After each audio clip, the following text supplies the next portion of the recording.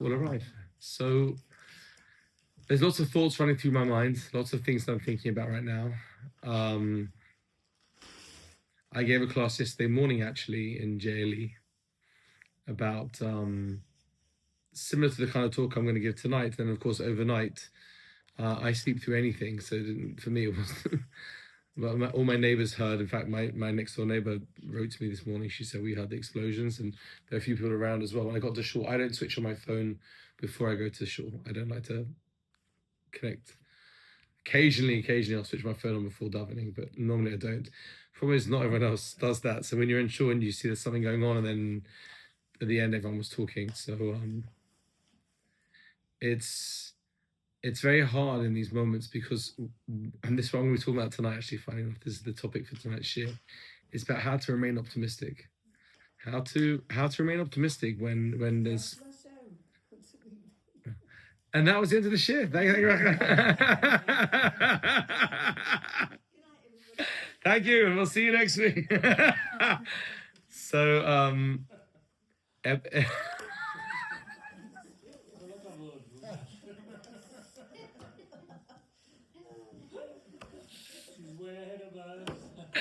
I will now quote this moment in almost every shir. Did you hear what she said? I'm going to quote you forever.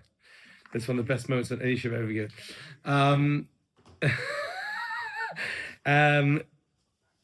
How to remain optimistic when we see the news in Israel specifically. And then it comes obviously to our doorstep and we see what's going on, and one tries to remain optimistic, one tries to remain focused and happy and looking only for the good. But of course, we've been for the past 2.5 years in battle mode, and we're still in battle mode, and sometimes you get a little bit fatigued. Sometimes it's very hard to remain. Shalom, hi Denise, no worries. There's a space, you can find a space here. There's two wonderful spaces here. So we remain in battle mode right now. And so with that in mind, I want to go into tonight's shir, because tonight's shir, I did warn you last week, I said it's going to be, the theme of tonight's shir is, we're going to call it going from ma to me. And you'll ask, what's going on with that?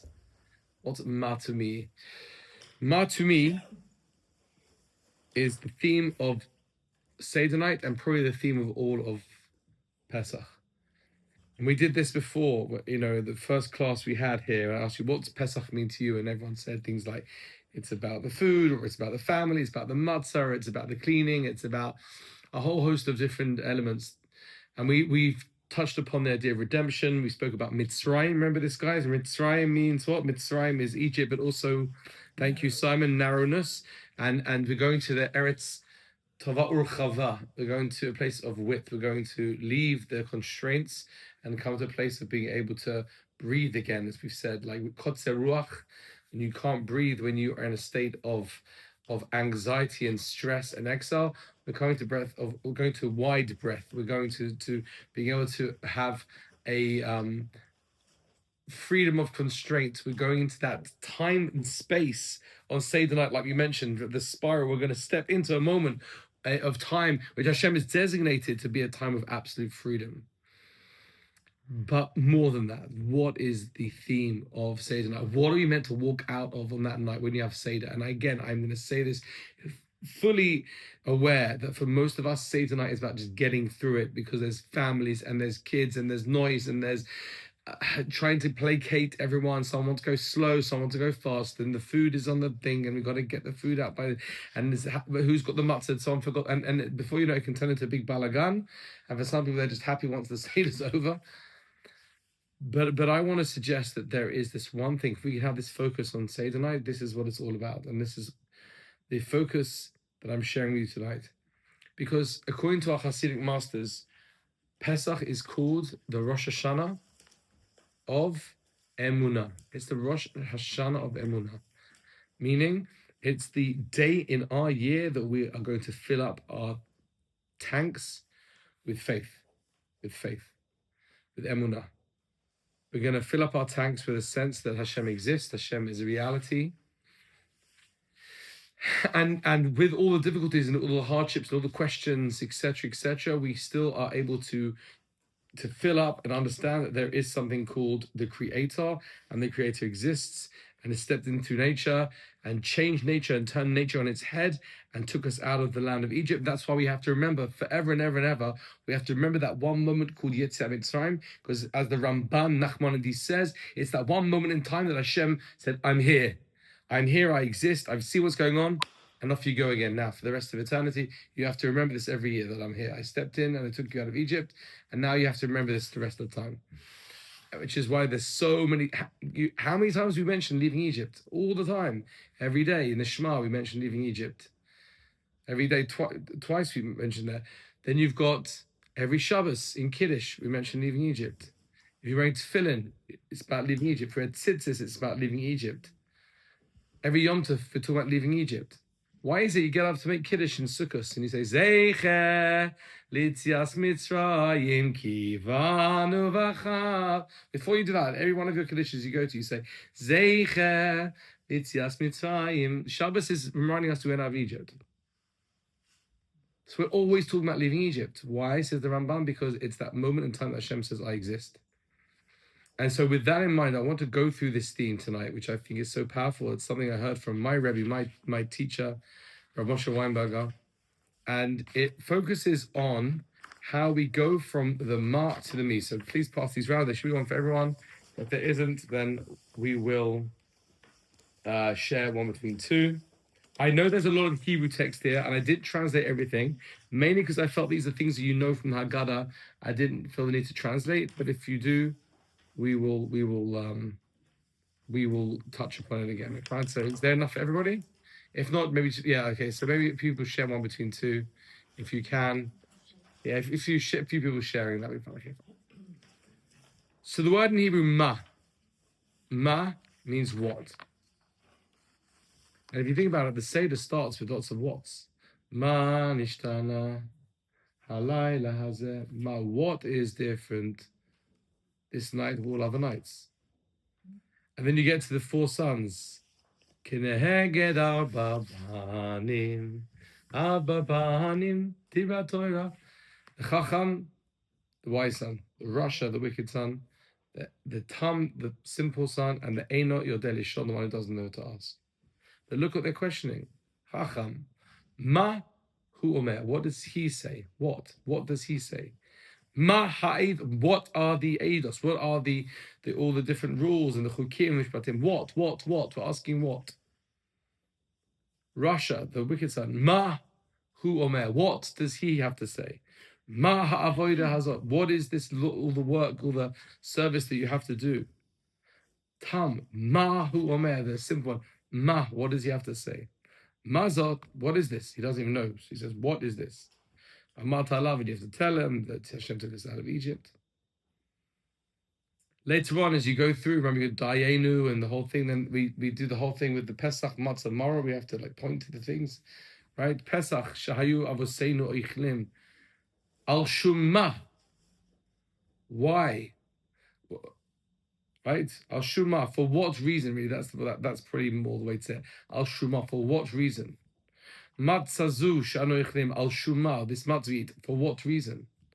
Maruzeh Shano Ichlim Al Shumma. The Mara, for what reason? What? That's very interesting, because the question what is this? It's coming from a place of trying to measure, trying to look and see. It's coming from a place of being able to sort of understand what something is. Isn't necessarily always about the purpose, but rather about what is this in front of me. I need to understand. I, in my human mind, need to understand what this is. I need information. It's an information-based question.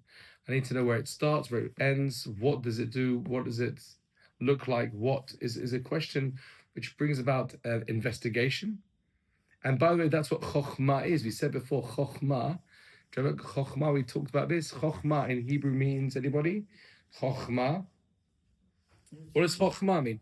Chokhmah, it means wisdom. Sorry if you didn't know the answer to that. I thought maybe I'd said it in a previous class. If I hadn't, my apologies. Chokhmah means wisdom. Like a chochem. or a Talmid Chacham. Chokhmah is wisdom. So interesting, if you take the word Chokhmah and you scramble the letters around a bit, the Chokhmah is, if you take here, if you make your pen a second, I'll show you here. I'll put it up and for everyone to see. Chokhmah is spelled like this. That's how you spell Chokhmah. Do you see that, yeah? Okay. Those are kind of Chokhmah. A chet, a chaf, a mem, and a hey. Okay, if you scramble these two around, you get the words koach. Koach means ma, means what? Koach ma means the strength of what?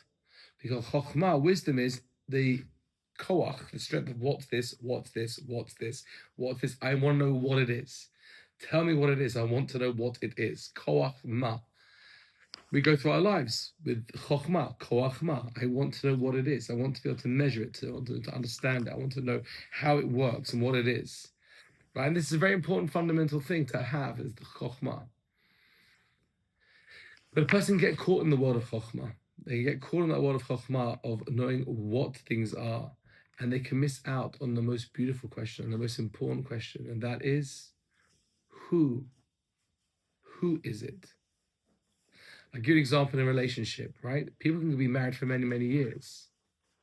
You can have a couple who are married for 50 years, and they both know what a husband is and what a wife is.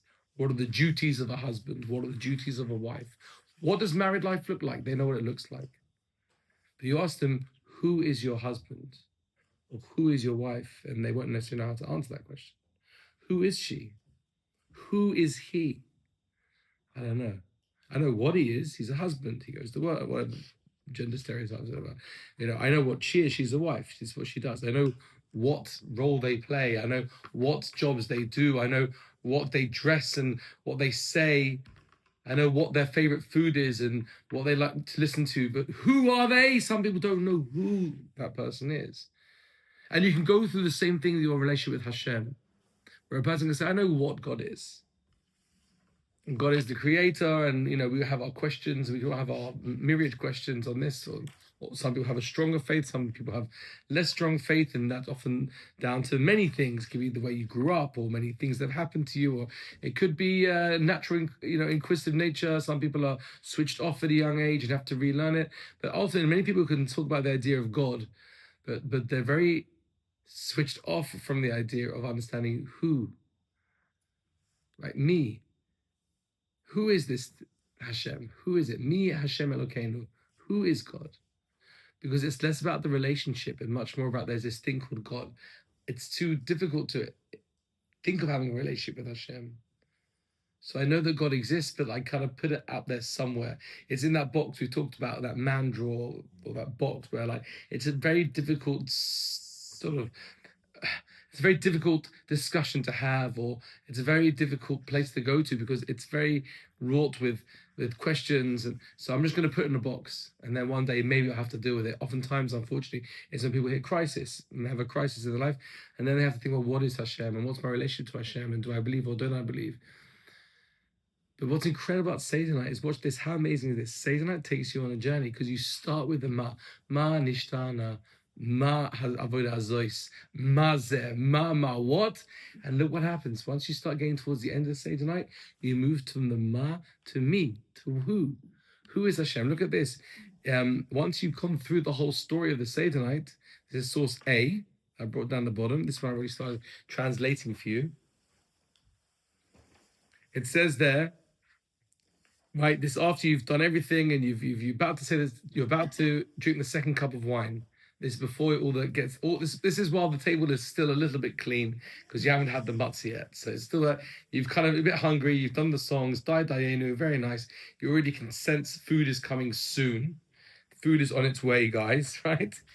And then you say, Lefichach anachnu chayavim lahoidos. We have a obligation to give praise, lehalel, leshabech, lefa'el, leormim, lehalel, lehader, levarech, lehalel, lekales. We have to give thanks and praise. Lemi sha'asa lavosenu velanu es kol hanisim ha'elu. To he, the one who did this to us. Because now the relationship is personal. The relationship is one where I have gone through the what and now get to the who. I want to know you. I want to have this intimate relationship with you, Hashem. That you are the one who saved me, that saved my family, saved my ancestors. I want to give it to me, to you. Take a look at this in B. Already in Hallel, we start to say, Mi kashem Elokeinu hamagbi lashaves. Hamashpiri ros b'shamayim v'aretz. Who is like Hashem? Our God who sits enthroned so high, yet turns so low to see the heavens on earth. This, by the way, is the difference we say between our understanding of God and maybe other religions or other philosophies. Mi kashem Elokeinu hamagbi lashaves. That there are many philosophies or religions that believe that God exists, but that God doesn't bother with what's going on down here. Hashem doesn't bother with what's going on in the lower realms. Hashem's up there and we're down here, and never the twain shall meet. We've mentioned Amalek before in these classes, right? Amalek says, Milchama Amalek bedor tachas l'shamayim. It's all under, it's all down here. God's up there and we're down here. And they want us to believe that God doesn't really care. Hashem doesn't care about what we really do.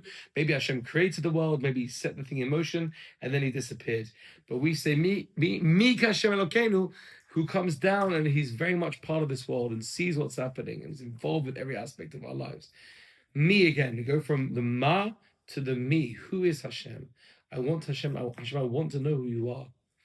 And how do I can't know Hashem in his essence. No one here can know in Hashem's essence. It's impossible, right? That's one of the most kind of only true statements we can say with complete confidence of it being true, is that we will never know what Hashem is in Hashem's essence. We can never know.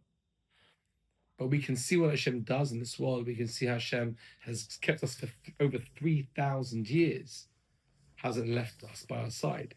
We are living proof, in my mind, just the fact that we're sitting around this table, of a nation that every moment it looks like we're about to be obliterated, we remain. And we're still doing the same things as people thousands of years ago. And we're still sitting having Seder nights after all these years.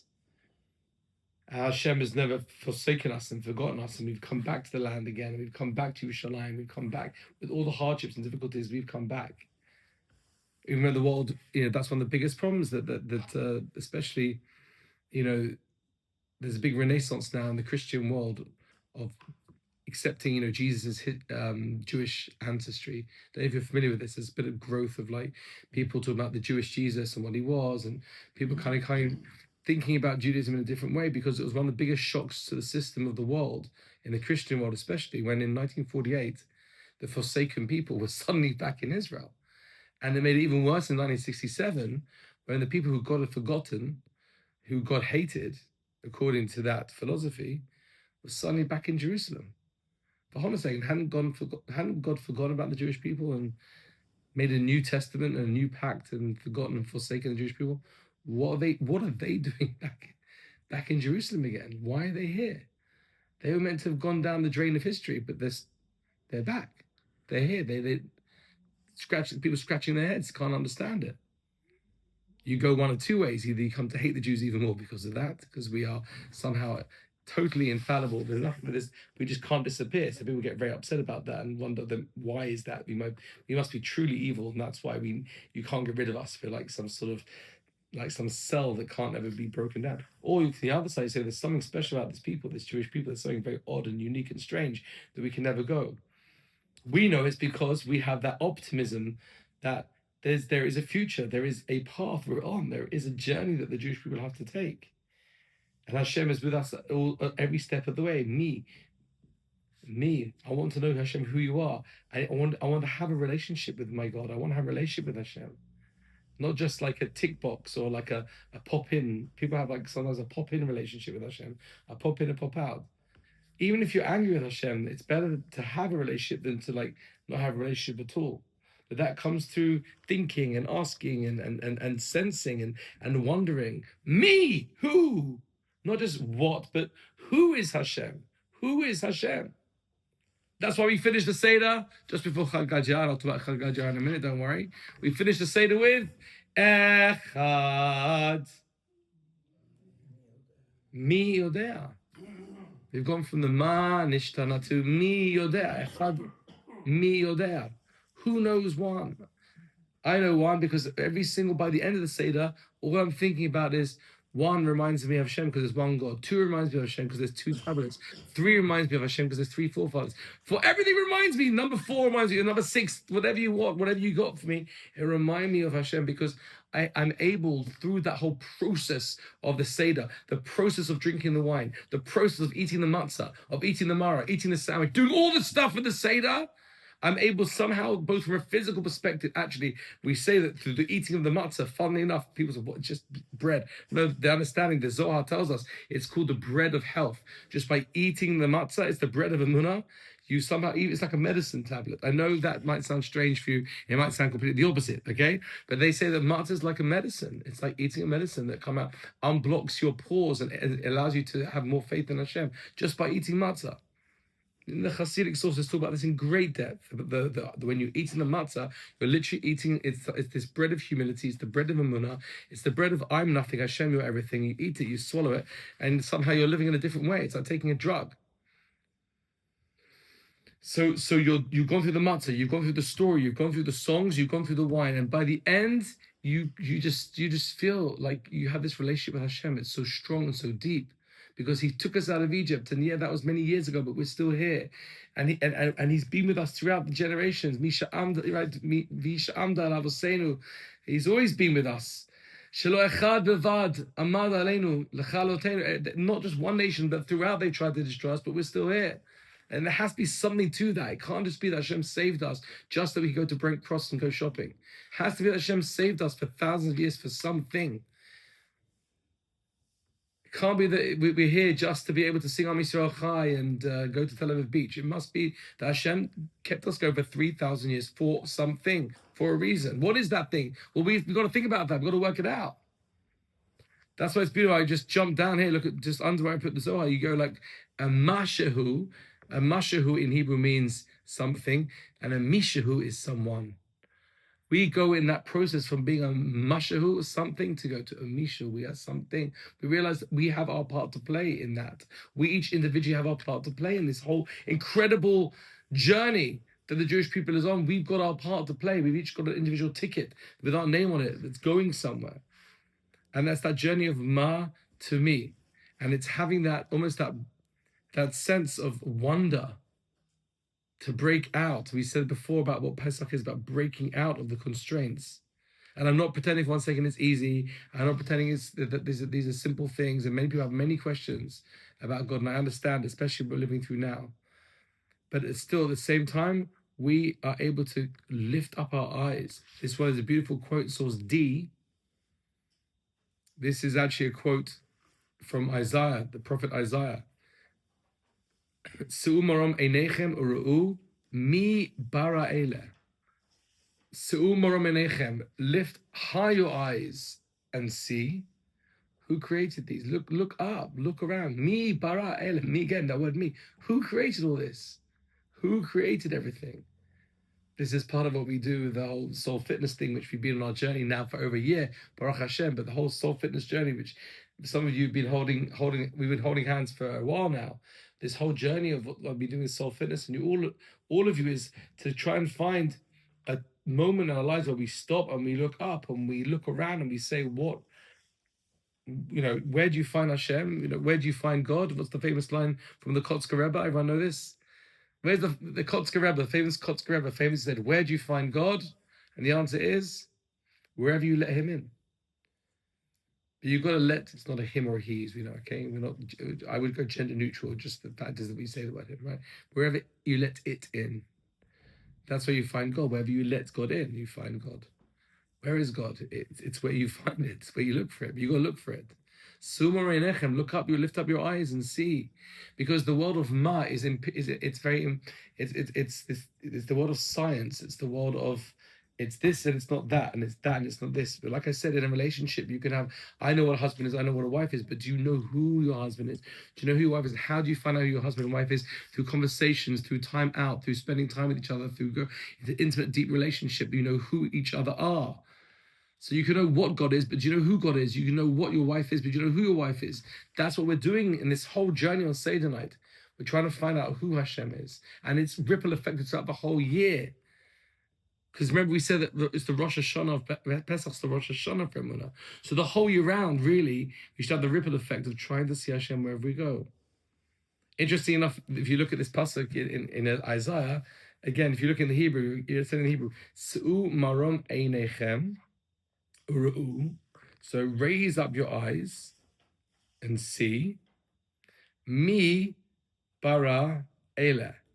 Me who bara created ela, these. If you take the me and you take the ela, so I've just circled it like that so you can see.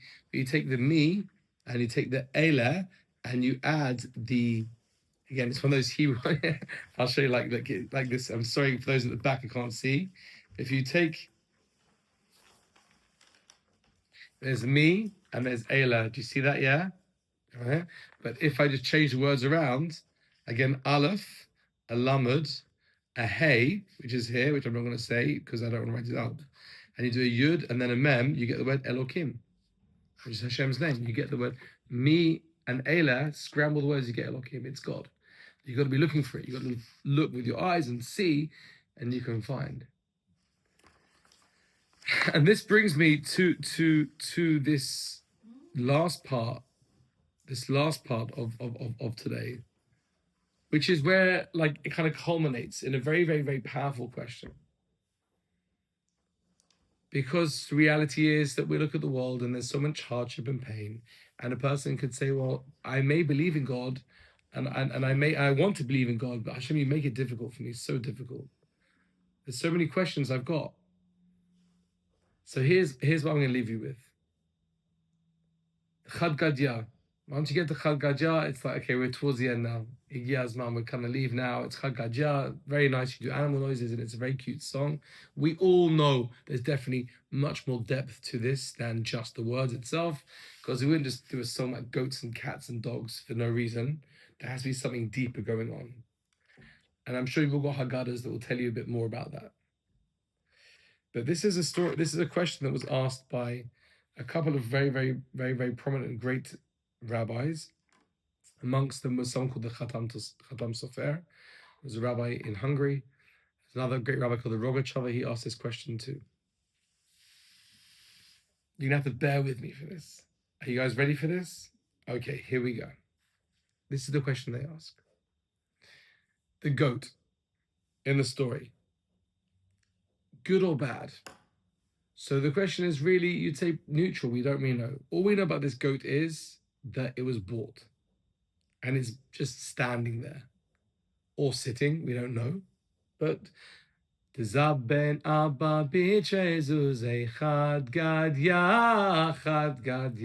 one goat that father bought for two zizim. There's one goat doing nothing wrong. So along comes the cat, and the cat bites the goat. So cat, good or bad? We get all postmodern. I know we get very postmodern there. It's not really the cat's fault. It grew up in a Violent house. Its parents, weren't nice to it. But ultimately, is the cat good or bad here? Thank you. At least one person has said it. Bad. Because it bites the poor little goat. The goat did nothing wrong. We've heard of no provocation from the goat. The goat was just standing there. So the cat did something bad, nachon? It just bites the goat. So the cat's bad. So when the dog comes and bites it gets back at the cat, is the dog doing something right or wrong? You could very, very strongly argue that the dog's doing something good, because justice, exactly, because the cat did something bad, and along comes the dog as the agent of justice and gets the cat back, right? It could be, maybe it's his role, but he's doing something, not doing something wrong. He's not doing something wrong. The cat needed to be punished, and along comes the dog and says, I'll be the one that does it. And you could say, if the story ended there, you'd say, okay, I get it. The cat did something wrong and the dog punished the cat. You wouldn't lose sleep over that story. The cat deserved to be punished because it did something wrong. Lucy's asking a good question. Well, who gave the dog the role? But okay, the dog saw the cat and said, I'm going to do this. I'm going to sort this out. In I go. And you would turn around for that and you would say that the cat was bad and the dog did nothing wrong. Which means that when the stick hits the dog, is the stick good or bad? Now, I know we're getting deep in this. Just bear with me, guys, okay? You're going to understand why. When the stick hits the dog, it means the stick did something wrong, because really the dog did nothing wrong. So the stick comes along and hits the dog, and the stick is bad. Because it shouldn't have done that, because the dog was doing something good, which means that the fire, when the fire goes and burns up the stick, the fire is good, because it's taking retribution on the bad stick. Remember, don't do this after a few whiskeys. Okay, which means the water is bad, because the water puts out a good fire, which means the ox is good, because it licks up the water. Which means the shoichet is bad, because the shoichet shouldn't have killed the ox, because the ox was good. Which means that the angel of death is good, because it takes out the shoichet, and shoichet did something bad. Now, again, this isn't me saying this. This is great rabbis, much greater than I would ever be in my life, who are presenting this story as one of like cause and effect. But one is good, one is bad, one is good, one is bad. It started with a very innocent goat that did nothing wrong, and it comes to this cat that you guys are following, yeah? Yeah. Which means that you finish the whole Chag Gadya, you finish the whole Seder, that everything we talked about, Manishtana, all the sons, all the things, the wine and the matzah and the marah and the leaning and the songs and the meal and everything, and you finish it with the last step of Chag Gadya. And what's that last step? V'yata Kadosh Baruch Hu, along comes Hashem, and takes out the Malach HaMaves, takes out the angel of death. Which means, Reb Simon, you finish the whole Seder with the notion that Hashem did something right or wrong. He does something wrong, exactly. He's done something wrong. Because the Malach HaMavet did something good. The angel of death was good. If you follow the whole thing down, the angel of death did nothing wrong. So Hashem takes out the angel of death. That seems bad. It seems like you would say, as you've finished the Seder and you closed Haggadah, and Hashem did something which looks like it was bad. And that's the end of the Seder. And you know what's amazing? Is that we have a tradition. Sfarim definitely, Hasidim definitely. I'm not sure if all Jews have this custom. That you finish the Seder night with that notion, and then you say, Seder doesn't finish there. You then start singing something called Shir HaShirim. Shir HaShirim is the beautiful love song of the Jewish people and Hashem. I wouldn't even be able to start talking about it now. Because I've never taken enough time to really study it, and B, because it's so the poetry is so locked that you have to understand every word. It's so deep and so powerful, but ultimately it's this incredible love song between the Jewish people and Hashem. Love, just pure love, and they're talking to each other. You know, I feel I'm chasing after you, I'm running after you, and they said, I'm running after you, and you know I didn't recognize you, but now I love you, and let's go together. And it's this most beautiful love song of Am Yisrael and Hashem, the Jewish people. Because really what we're saying is that at the end of the Seder, you get to the place where you've got to the me, you've got to that place where, like Hashem, I feel close to you and connected to you, that even if I've got questions, like how did you allow that to happen? How can you allow it that you killed the angel of death? And that didn't make sense to me, because in my mind, it didn't seem like you should have done that. But what's incredible is we get to that place where we can actually close that God and we can say, Hashem, I trust that you know what you're doing. I trust in you. I trust emunah and bitachon. I trust that you got it, that you've got it down. And therefore I have love. I love you. And I know that you love me. And there's this incredible love story of the Jewish people at Am Yisrael. And I'm able to just move on with that love and trust and emunah and faith in you, even though sometimes I've got questions, some things don't make sense, but I just know that deep down that I do believe in you, Hashem. I believe in you, and I believe that you know what you're doing. Even with my questions, even with the difficulties, I still believe in you. I trust in you. That's how you finish Seder night. That's how you finish Leila Seder. And you know what? Do you know what the Rebbe of Lekovitz said? One of the great Hasidic masters said that even if you don't necessarily feel that emunah, he says that every Jew has to have the emunah. Listen to this; it's so beautiful, so Hasidic. He says every Jew has to have the emunah that they have emunah. Do you hear that? To have emunah that you really do have emunah. Because you might say to yourself, I don't know if I believe, but every Jew has to have the belief that somehow they do believe. I believe that I believe. Sometimes I don't know if I do, but I do believe that deep down, it's there. I have this belief in Hashem. I believe Hashem's reality, and therefore, as a Jew is never alone. A Jew is never alone, even in the hardest times, in the most difficult times. We're never ever alone. We're never left alone. We're never left on our own devices. Hashem's always with us and holding our hand through even the most difficult times. And therefore, you finish the Seder after Shir Shirim, and you're a different person, you're a different entity, because you've gone from the Ma, you've gone from the what, and you've gone to this me. Like, now I feel like, yes, and again, everything I'm saying now is you could turn to me and say, Ramadan, very nice and interesting, but like, it's not really relevant for my Seder night, because it's just a bit crazy, and everyone's shouting and throwing plastic frogs, and it's like sing a few songs and we eat some matzah and we go. But I'm going to challenge you all. I'm going to give you all a challenge. My challenge to you is that after your Seder night this year, whatever you're doing, and you say goodbye, and maybe you're passing out and you're very tired, you spend just 5 minutes just sitting down, 5 minutes, with your eyes open or your eyes closed, and you just think about this word me. Who is Hashem? Who? And you can even just to contemplate for 5 minutes, like, where do I see Hashem in my life? And maybe speak to Hashem and say something to Hashem, like, I trust and believe you, but you make it so difficult for me to see you in this world. So please can you just make things easier for us? I don't know, whatever prayer you want to pray, whatever you want to say, but take 5 minutes at the end of the Seder just to pick up the phone, dial in for 5 minutes at the end of the Seder.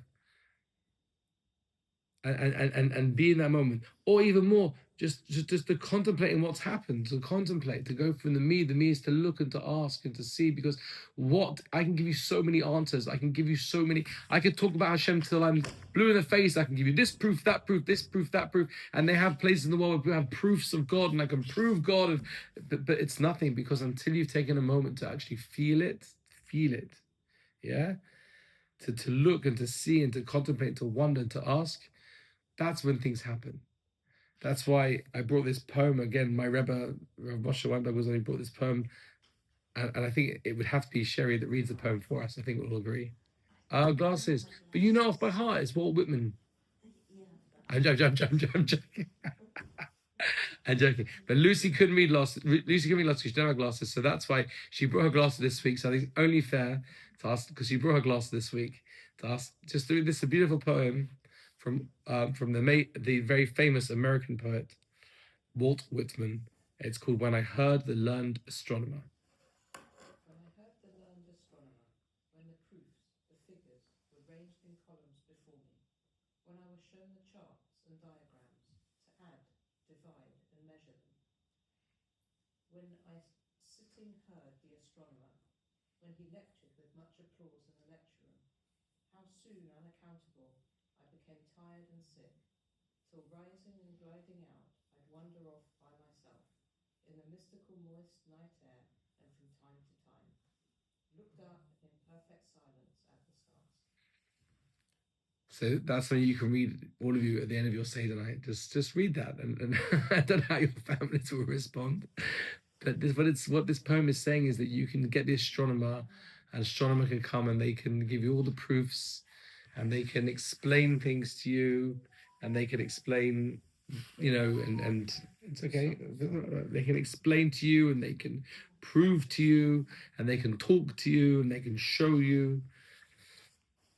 But I'm sure if I would ask everyone here, what's the most spiritual moment you've ever had, or the moment where you felt closest to Hashem, it wasn't necessarily. It may be for some people. Everyone's different. I doubt for most of you it was a moment where you saw it written down. It was probably a moment where you stopped and you looked up. That you somehow looked up or looked around, and you had that feeling inside that you just know that Hashem is reality. Whether that was in the desert where you saw the stars, or it was a moment of birth, or whatever it was, where you just had this inner feeling that you just knew, and it's something which is beyond language. So Rabbi Nachman of Breslov says, right? It says in Tehillim, it says, we say, Atayadati ki gadol Hashem. Atayadati ki gadol Hashem is now I know that Hashem is great. And Rabbi Nachman says that King David is writing to Tehillim, so King David wrote to Tehillim, and Rabbi Nachman, who's saying many years later, who's commenting, saying that King David said Atayadati, that he knows and he can't speak, because sometimes the things you know you can't express, you can't really express. They're just things you know, and this is what I think this poem says to me. I mean, everyone, we could do a little poetry, to what poetry means to you, but it's like there's some things you can explain, but you won't know. And therefore, looking up in the silence at the stars, and you just know more than what the astronomer will ever be able to tell you. So this is like what I'm saying is like ultimately what we're trying to do on Seder night. When I say that the idea of like, we're going to go on a journey that's beyond just the eating the matzah and singing the songs, and that's good and it's important and it's very important. The songs are important because it's the nostalgia and it connects us to previous generations. There was songs we sang, and we should enjoy Seder nights. People think it's something not to be enjoyed. It should be a lot of fun. Yes, there's a certain amount of seriousness to it to do it properly, but it should be fun and it should be nice. But ultimately, we want to exit that Seder night with a feeling of just renewed emunah, trust and faith in Hashem. And it's about, again, reading and asking and discussing. Take the time at the Seder night to do that. And if you feel that people at your Seder night aren't really kind of responsive, that's fine. So take some time at the end for yourself, just to kind of breathe and to be present with yourself, and maybe we could even do we've got some time, we could do a meditation now if everyone's up for it. We haven't meditated. Let's finish with a nice meditation on this theme. But this is what I want to share with you, the journey from ma to me, to go from what. What is the numbers, the facts and the figures? Me is who, far beyond any number can help you, or any letter or word can show you, is the feeling that you have of me. That's what I want to show you tonight. Thank you. So should we? They don't set up the they didn't put out the things anymore. Fair enough. So.